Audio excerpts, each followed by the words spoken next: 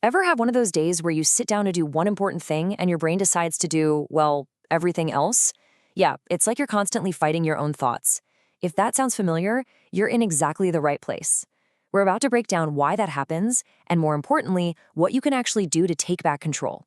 Okay, so this is basically life in a nutshell, right? On one side, you've got your goal. Just focus on this one task. Simple. But then there's your mind's plan, which is, worry about what you said yesterday, stress about tomorrow, and oh, definitely check your phone again. It is so frustrating, but seeing it laid out like this, that's the first step to actually fixing it. And here's the most important thing to get. Stop beating yourself up about it. This is not a character flaw. You're not lazy or unintelligent. Not at all. It's simply a lack of control. Think of it this way. Mental discipline is a muscle, and right now, it might just be a little out of shape. But just like any muscle, you can absolutely train it and make it stronger. You just need the right workout. So before we jump into that workout, we got to understand what we're up against. And a lot of the time, the opponent is, well, it's our own brain's default settings. So why does it feel like your mind is actively fighting you when you try to knuckle down and focus? Let's take a look at its natural tendencies. I love this analogy. Think of your mind as a super energetic, untrained puppy. Seriously. What does a puppy do? It gets distracted by everything. A leaf blowing by, a noise down the hall. That's your mind's pull toward distraction. And what else do? They get a chew toy, or, a thought, and just go at it over and over. That's overthinking. And when you try to get it to do something big and important, it tucks its tail and hides under the couch. That's fear and procrastination. Your mind isn't broken. It just came with these factory settings. Okay, so those are the defaults. But what's the actual noise going on inside our heads? Let's get specific. We can really diagnose all this inner chaos by zoning in on two main culprits: overthinking and emotional impulses. Let's talk about overthinking first. And the key word here is feedback loop. That's what makes it so destructive. See, it's not just thinking a lot, it's getting stuck on a hamster wheel. You analyze something, which makes you worry, which makes you doubt yourself. So you go back and analyze it again. And around you go, completely paralyzed, never actually doing anything. And the other hijacker? Oh yeah, it's our good old friend, emotional impulses. This is when your feelings just take over the cockpit.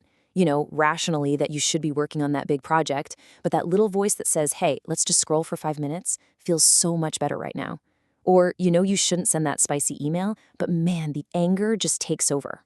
These impulses are all about that short-term hit, and they are masters at sabotaging what you actually want in the long run. Okay, deep breath. We've laid out the problem. We know our mind's default is basically chaos puppy, and we've identified the two hijackers, overthinking and impulses.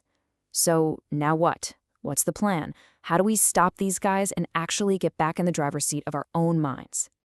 This is where things get really good. We're moving from understanding the problem to actually solving it. It's time to open up the mental control toolkit. And these are real practical techniques. We're done with just wishing we could focus. This is about having a concrete game plan for the exact moment your mind starts to wander. Okay, here is a technique you can start using right now. It's a simple 3-step process. So, step 1, acknowledge the distraction but without judging yourself. A thought about your emails pops up. Instead of getting mad, you just go, oh, okay. There's that thought about my emails. That's it.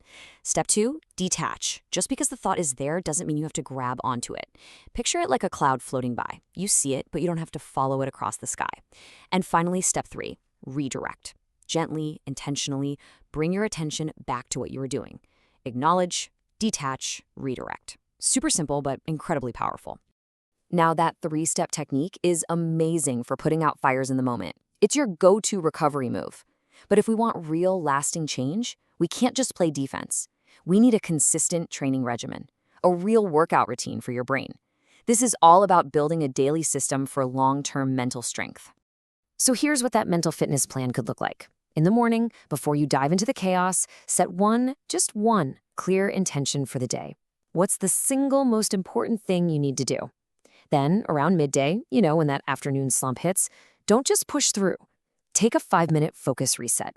Literally just sit and breathe. That's it. And then at night, before you check out, take a moment to reflect on all the mental junk that built up during the day and then just let it go. This isn't rocket science, but doing it every day, that's what builds the muscle. And when you start doing this, when you really understand the problem and use these tools every single day, something fundamental starts to shift. You go from being a patient, someone who's just a victim of their unfocused mind, to being a practitioner. You become someone who is actively, consciously training and mastering their own mind. And honestly, if you take away only one thing, let it be this. This is not about motivation. Motivation is great, but it's flaky. It shows up when it wants to. Discipline? Discipline is a system. Discipline is what you do on the days you have zero motivation. So, what we've just gone through, it's not a pep talk, it's a training manual. So, the power is literally in your hands now. You've got the diagnosis, you've got the toolkit. Your training starts this very moment. So, I'll leave you with this question. What's your first command going to be?